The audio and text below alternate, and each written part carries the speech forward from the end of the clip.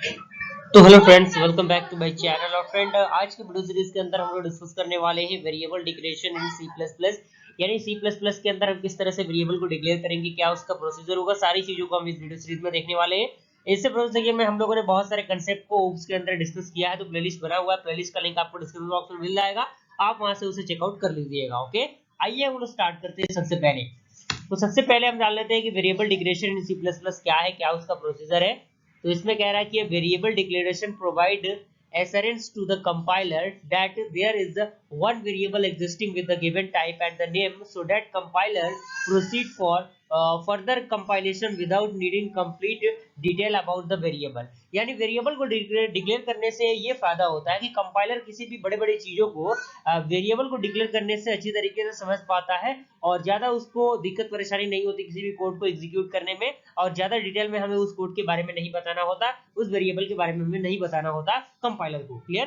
तो इसीलिए हम वेरिएबल को डिक्लेयर करना पसंद करते हैं। उसका कह रहा है कि variable declaration has its meaning eight the time of the compilation only. यानी जो वेरिएबल डिक्लेरेशन होता है वो मीनिंग को प्रोवाइड करता है कब? जब उसका कंपाइलेशन प्रोवाइड हो, जब कंपाइलेशन चले, कंपाइलेशन के दौरान ही वो उस मीनिंग को प्रोवाइड करता है। And compiler needs actual variable definition at the time of linking of the program. Clear? उसके बाद अगर मैं एग्जांपल की बात करूं तो try the following example has been declared at the top but it has been defined inside the main function. आइए हम एग्जांपल देखते हैं। तो एक यहाँ पे आपको एग्जांपल दिख रहा होगा जिसमें ये कोड आपका सी प्लस प्लस में लिखा है। तो सबसे पहले हैज इंक्लूड आईओ स्ट्रीम हम देते हैं, और यूजिंग नेम स्पेस std हमने दिया। यहाँ पे हमने वेरिएबल डिक्लेयर किया, हमने एक्सटर्न इंट दिया जिसमें इंटीजर हमने ए और बी लिया और सेमीकोलन दिया। उसके बाद हमने एक्सटर्न इंट दिया सी, और इसके बाद हमने एक्सटर्न फ्लोट दिया एफ। उसके बाद हमने एक मेन फंक्शन डिक्लेयर किया। उसके बाद यहाँ पे वेरिएबल डिफिनेशन यहाँ पे शुरू होता है। पहला है int a comma b and semicolon int c float F.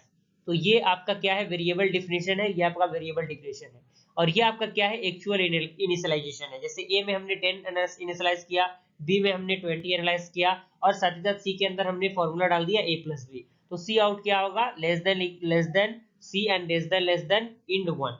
Clear? तो बेसिकली ये सी प्लस प्लस का फंडामेंटल है, तो देख के डरने की जरूरत नहीं है। और एफ की जगह पे हमने ये वैल्यू दिया, और एफ को हमने प्रिंट करने के लिए ये स्टेटमेंट दिया, रिटर्न 0 दिया हमने। तो जैसे ही हम इस कोड को एग्जीक्यूट करेंगे अपने कंपाइलर के अंदर, तो सबसे पहले हमारा एग्जीक्यूट होगा ए प्लस बी, यानी 10 प्लस 20 कितना?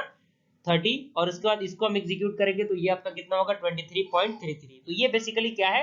ये डिक्लेरेशन है वेरिएबल का, किस तरह से हम डिक्लेयर करते हैं, क्या उसका प्रोसीजर होता है। ओके, अगला आता है फ्रेंड लोकल वेरिएबल। अब टाइप की हम बात करें तो लोकल वेरिएबल क्या होता है? तो इसमें कह रहा है कि variable that are declared inside a function और a block are local variable. यानी वैसा वेरिएबल जो फंक्शन के इनसाइड में डिक्लेयर होता है वही आपका लोकल वेरिएबल कहलाता है। And they can be used only by a statement that are inside the function और अ ब्लॉक कोड। यानी ये केवल यूज किया जाता है स्टेटमेंट के द्वारा इनसाइड फंक्शन और ब्लॉक कोड में। And local variable are not known to the function outside their out. यानी जो लोकल वेरिएबल होता है वो फंक्शन को नहीं जानता उसके आउटसाइड में किस तरह से वो वर्क कर रहा है। अगर मैं एग्जांपल की बात करूं लोकल वेरिएबल की, तो यहाँ पे आप देख सकते हैं हमने दिया hashtag include IO stream using namespace std हमने दिया। इंट मेन यानी मेन फंक्शन हमने डिक्लेयर किया, यहाँ पे लोकल वेरिएबल डिक्लेयर किया हमने। यहाँ पे इंटीजर हमने क्या किया? a comma b and semicolon integer हमने c दिया। एक्चुअल जो इनिशियलाइजेशन है उसमें हमने क्या दिया? 10 दिया a के लिए, b दिया हमने 20 के लिए, और c का फॉर्मूला हमने दे दिया a प्लस बी। और यहाँ पे हमने प्रिंट करने के लिए सी आउट लेस देन सी दिया। क्लियर? और साथ ही साथ रिटर्न 0 हमने दिया, और यहाँ पे सेमीकोलन जो आपका कर्ली ब्रेसेस होता है उसको लगा के इसको क्लोज किया।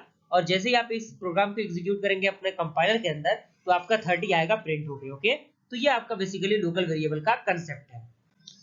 उसका फ्रेंड आपका आता है ग्लोबल वेरिएबल।